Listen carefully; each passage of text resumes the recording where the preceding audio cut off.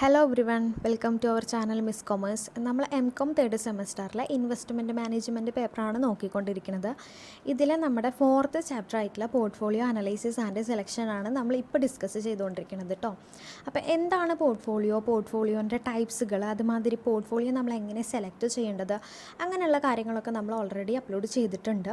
അതുമാതിരി measurement of portfolio, risk and return. അപ്പം measurement of പോർട്ട്ഫോളിയോൻ്റെ return നമ്മൾ അതിൽ തന്നെ ഓൾറെഡി അപ്ലോഡ് ചെയ്തിട്ടുണ്ട് കേട്ടോ, ഫസ്റ്റ് പാർട്ടിൽ. അപ്പോൾ നിങ്ങളത് കണ്ടിട്ടില്ലെങ്കിൽ അത് കാണാം. ഇനി നമുക്ക് നോക്കാനുള്ളത് പോർട്ട്ഫോളിയോൻ്റെ റിസ്ക് എങ്ങനെയാണ് കാൽക്കുലേറ്റ് ചെയ്യേണ്ടതാണ് എന്നാണ് കേട്ടോ.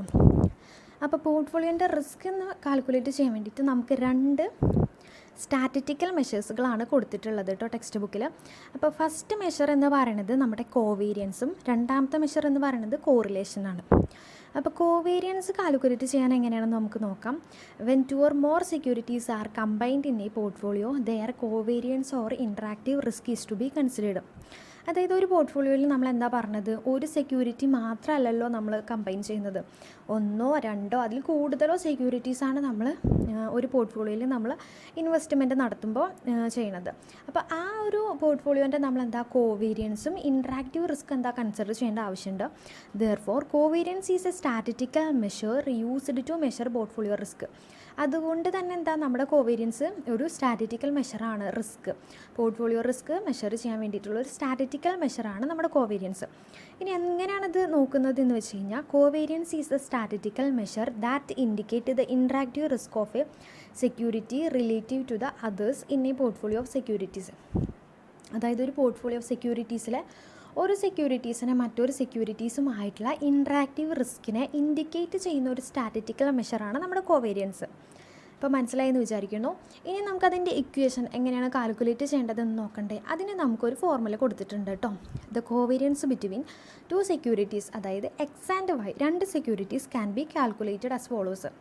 കോവാസ് X Y is equal to sigma R X minus R bar X into R Y minus R bar Y divided by N. അപ്പോൾ ഇനി ഇതിൽ നമ്മൾ ഓരോന്ന് നോക്കുകയാണെങ്കിൽ, ആർ എക്സ് എന്ന് പറയുന്നത് റിട്ടേൺ ഓൺ സെക്യൂരിറ്റി എക്സ്, അതായത് സെക്യൂരിറ്റി എക്സിൽ നിന്നും കിട്ടുന്ന റിട്ടേൺ. ആർ വൈ എന്ന് പറയുന്നത് റിട്ടേൺ ഓൺ സെക്യൂരിറ്റി വൈ എന്ന് പറയുന്നത്. ഇനി ആർ ബാർ എക്സ് എന്ന് പറയുമ്പോൾ നമ്മുടെ എക്സ്പെക്റ്റഡ് റിട്ടേൺ ആണ്, അതായത് സെക്യൂരിറ്റി എക്സിൽ നിന്നും കിട്ടുന്ന എക്സ്പെക്റ്റഡ് റിട്ടേണും. ആർ വൈ എന്ന് പറയുന്നത് expected return on security Y. N എന്ന് പറയുന്നത് എന്താ, നമ്പർ ഓഫ് ഒബ്സർവേഷൻസ് ആണ് കേട്ടോ. അത്രയാണ് നമുക്കിതിൽ മെയിനായിട്ട് നോക്കേണ്ടത്. ഇനി ഒന്നും കൂടി പറയുകയാണെങ്കിൽ, നമ്മുടെ റിട്ടേൺ ഉണ്ടല്ലോ, രണ്ട് സെക്യൂരിറ്റീസിൽ നിന്നും കിട്ടുന്ന റിട്ടേൺ മൂവ് ടുഗദർ, ഒരേ രീതിക്കാണ് മൂവ് ചെയ്യുന്നതെങ്കിൽ അതൊരു പോസിറ്റീവ് വേരിയൻസ് ആണ് അവിടെ ഉള്ളത്. അതുകൊണ്ട് തന്നെ പോസിറ്റീവ് വേരിയൻസ് ആയിക്കഴിഞ്ഞാൽ നമുക്ക് റിസ്ക് വളരെ കൂടുതലായിരിക്കും കേട്ടോ. അതുകൊണ്ട് തന്നെ രണ്ടാമതായിട്ട് പറയുമ്പോൾ നെഗറ്റീവ് വേരിയൻസ് വരുമ്പോൾ എന്താ, നമുക്ക് റിസ്ക് കുറവായിരിക്കും. അതായത് എന്താ, നമ്മുടെ റിട്ടേൺ മൂവ് ഇൻഡിപെൻഡൻ്റ്ലി അല്ലെങ്കിൽ ഓപ്പോസിറ്റ് ഡയറക്ഷനിലോട്ടാണ് നമ്മുടെ റിട്ടേൺസ് മൂവ് ചെയ്യുന്നതെങ്കിൽ അതൊരു നെഗറ്റീവ് വേരിയൻസ് ആവുന്നു. അതുകൊണ്ട് തന്നെ റിസ്ക് കുറവായിരിക്കും. ഇനി ഒരു ക്വസ്റ്റ്യൻ നമുക്ക് നോക്കാം. The return of two stocks, അതായത് P and Q are given below. അതിൽ ഇയർ തന്നിട്ടുണ്ട് കേട്ടോ, 4 ഇയറുകളായിട്ടാണ് നമുക്ക് തന്നിരിക്കുന്നത്. സ്റ്റോക്ക് പി തന്നിട്ടുണ്ട്, അതുമാതിരി സ്റ്റോക്ക് ക്യു. അപ്പോൾ ഫസ്റ്റ് ഇയറിലെ സ്റ്റോക്കിൻ്റെ റിട്ടേൺ എന്ന് പറയുന്നത് 10, അതുമാതിരി രണ്ടാമത്തെ ഇയറിൽ സ്റ്റോക്ക് പിൻ്റെ 12 ആൻഡ് തേർഡ് ഇയറിൽ 16 ആൻഡ് ഫോർത്ത് ഇയറിൽ 18 ആണ് നമുക്ക് തന്നിരിക്കുന്ന റിട്ടേൺ. ഇനി സ്റ്റോക്ക് ക്യൂവിൻ്റെ ഫസ്റ്റ് ഇയർ റിട്ടേൺ എന്ന് പറയുന്നത് 17 and second year 13 and third year വന്നിട്ട് 10 ആൻഡ് ഫോർത്ത് ഇയർ വന്നിട്ട് 8 ആണ് നമുക്ക് തന്നിരിക്കുന്നത് ക്വസ്റ്റ്യനിൽ. ഇനി കോവേരിയൻസ് കാൽക്കുലേറ്റ് ചെയ്യാൻ വേണ്ടിയിട്ട് ചോദിച്ചിട്ടുണ്ട്. അപ്പോൾ നമ്മൾ ഇക്വേഷൻ വെച്ചിട്ട് നമ്മൾ ചെയ്യാം. അപ്പോൾ ആദ്യം നമ്മൾ എന്താ, ഒരു ടേബിൾ വരയ്ക്കുമ്പോൾ ആദ്യം നമ്മൾ ഇയറിൻ്റെ ഒരു കോളം വേണം, അതുമാതിരി ആർ എക്സ് അതിൻ്റെ ഒരു കോളം വേണം, പിന്നെ നമുക്കതിൻ്റെ ഡീവിയേഷൻ കണ്ടുപിടിക്കണം, അതുമാതിരി ആർ വൈ അതിൻ്റെയും ഡീവിയേഷൻ കണ്ടുപിടിക്കണം, പിന്നെ പ്രൊഡക്റ്റ് ഓഫ് ഡീവിയേഷൻസ് അത് രണ്ടും മൾട്ടിപ്ലിക്കേഷൻ ചെയ്യാൻ വേണ്ടിയിട്ട് നമുക്കൊരു ടേബിൾ വേണം. അപ്പോൾ ഇയർ എന്ന് പറയുന്നത് നമുക്ക് ഇവിടെ 4 ഇയറുകളായിട്ട് തന്നിട്ടുണ്ട്. അപ്പോൾ first year, second year, third year, fourth year. R എക്സിൽ നമ്മുടെ റിട്ടേൺ എന്ന് പറയുന്നത് എത്രയാണ്, 10 ആൻഡ് സെക്കൻഡ് ഇയറിൽ 12, തേർഡ് ഇയറിൽ 16 ആൻഡ് ഫോർത്ത് ഇയറിൽ നമുക്ക് 18 തന്നിട്ടുണ്ട്. എന്നിട്ട് നമ്മൾ എന്താ ആർ എക്സിലെല്ലാം കൂട്ടി നോക്കുക, ആഡ് ചെയ്യുക. അതായത് 10 + 12 + 16 + 18 = എത്രയാണ് കിട്ടുന്നത്? 56 ആണ് നമുക്ക് കിട്ടുന്നത്.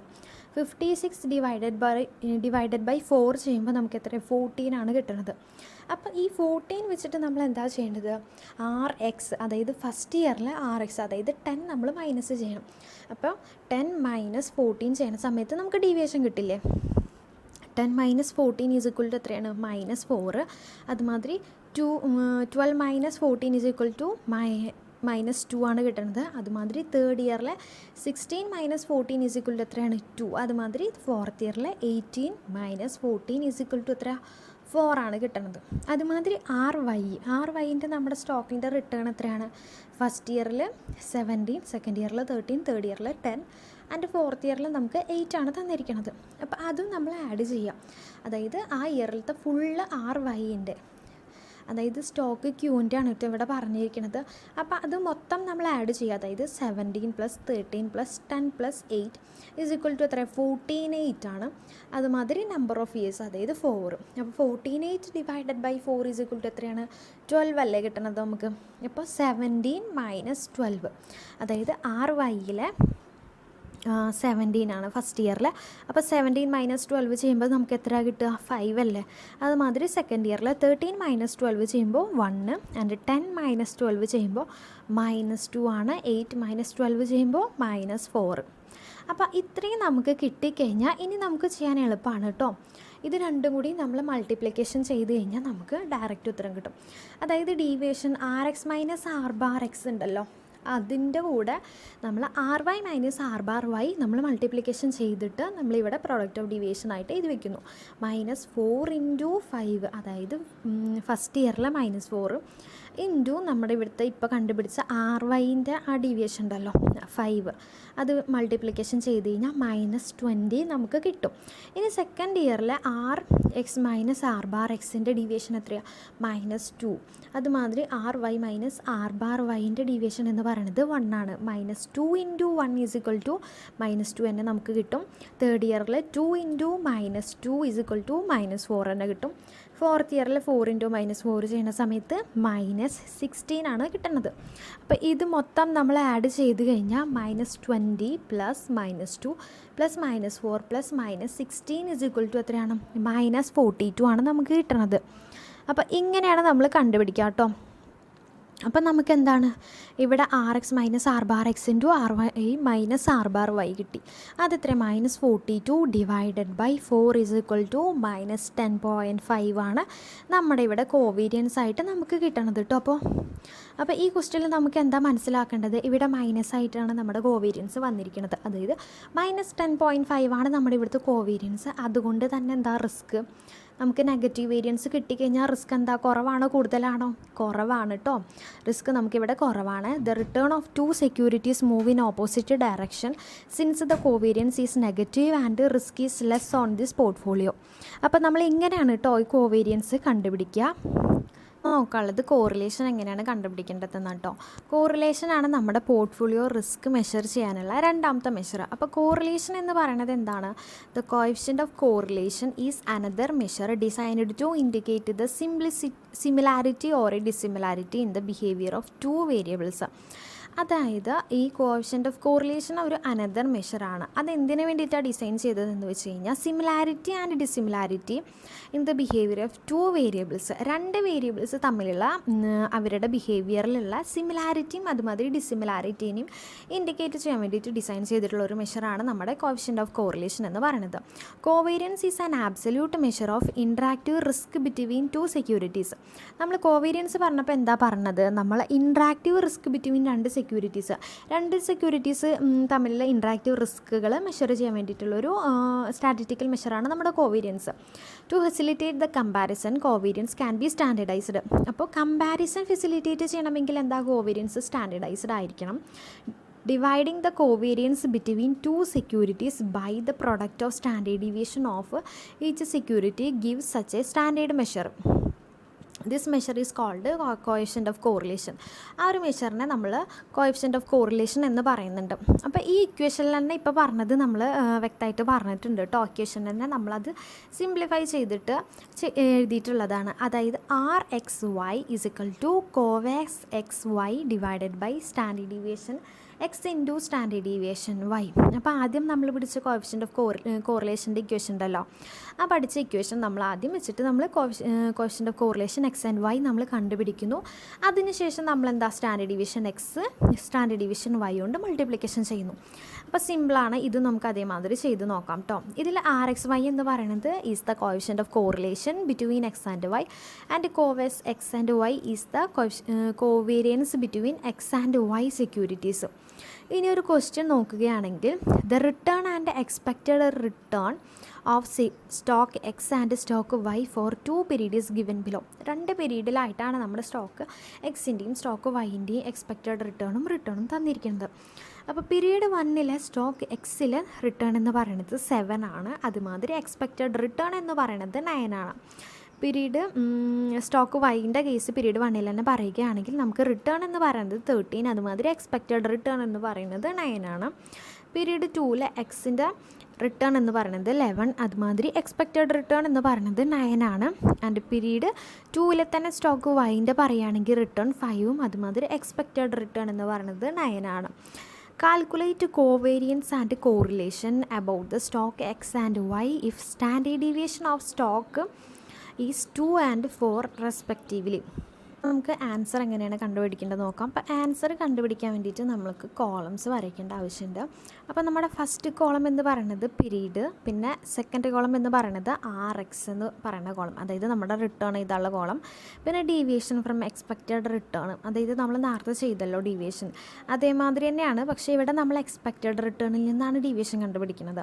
ഇനി RY എന്ന് പറയുന്ന കോളം, അതായത് Y എന്ന സ്റ്റോക്കിൻ്റെ നമ്മുടെ റിട്ടേൺ ചെയ്താൽ വേണ്ടിയിട്ട്, പിന്നെ ഡീവിയേഷൻ ഫ്രം എക്സ്പെക്റ്റഡ് റിട്ടേൺ അതേമാതിരി ചെയ്യുക. പിന്നെ പ്രൊഡക്റ്റ് ഓഫ് ഡീവിയേഷൻസ്, അതായത് RX minus R bar X into RY minus R bar Y, അങ്ങനെ ചെയ്യാം. ഇനി നമുക്ക് പീരീഡ് എന്ന് പറഞ്ഞാൽ എത്രയാണ്? ഫസ്റ്റ് പീരീഡും സെക്കൻഡ് പീരീഡും ആണുള്ളത്. അതുമാതിരി RXൻ്റെ റിട്ടേൺ എന്ന് പറഞ്ഞാൽ എത്രയാണ്? നമുക്ക് 7ഉം, അതുമാതിരി പീരീഡ് 1 7, അതുമാതിരി പീരീഡ് 2 എത്രയാണ്? 11 ആണ് തന്നിരിക്കുന്നത്. ഇനി ഡീവിയേഷൻ ഫ്രം എക്സ്പെക്റ്റഡ് റിട്ടേൺ എന്ന് പറയുമ്പോൾ ഡീവിയേഷൻ ഫ്രം എക്സ്പെക്റ്റഡ് റിട്ടേൺ നമ്മൾ കണ്ടുപിടിക്കാൻ വേണ്ടിയിട്ട് എന്താണ്, 7ൽ നിന്നും നമുക്കുള്ള എക്സ്പെക്റ്റഡ് റിട്ടേൺ എന്ന് പറഞ്ഞാൽ എത്രയാണ്? 9 അല്ലേ?